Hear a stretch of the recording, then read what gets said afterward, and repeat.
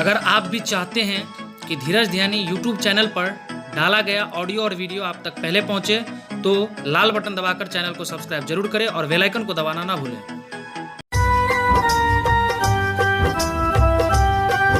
अभी आप सुन रहे हैं धीरज ध्यानी यूट्यूब चैनल के माध्यम से।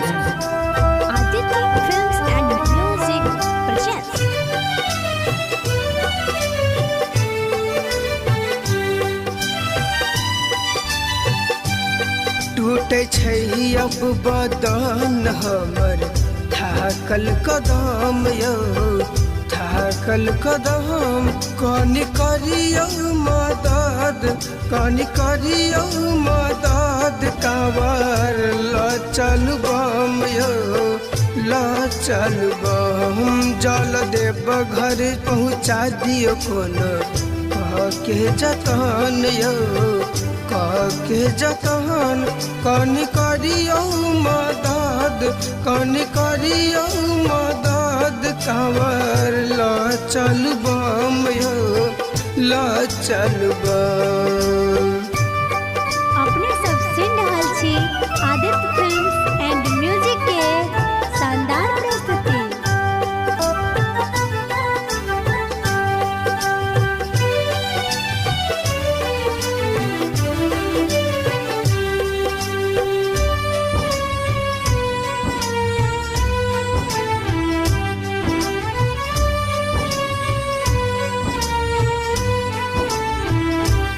चल लो देव घर में सपना सजा के हजार कहू न कह गेलो पार चढ़ के सुइया पहाड़।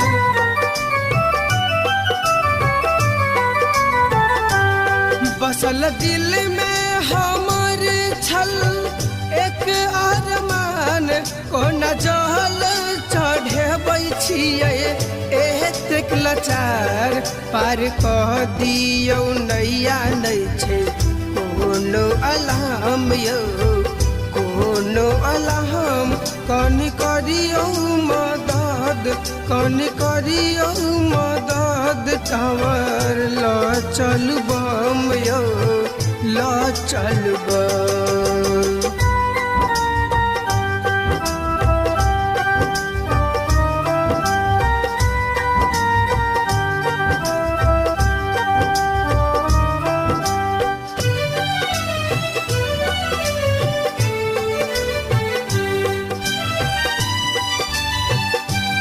पड़ल छाला सहाय छै नै पैर के पीर कुछ बुझाई छै नै थर थर कांपे शरीर।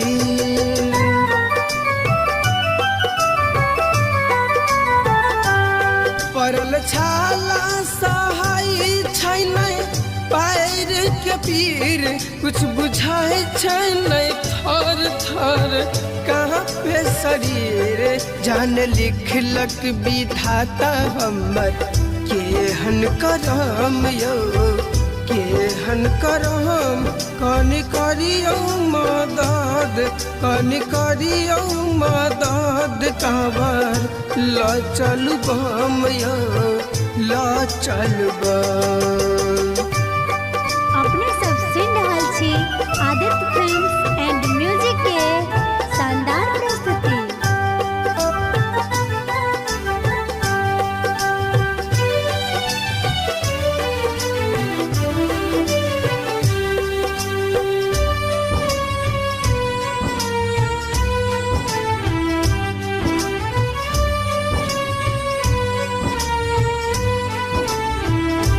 सुनने छियै जे जाइने खाली अबे भोले बाबा के कृपा से सब कुछ पावे।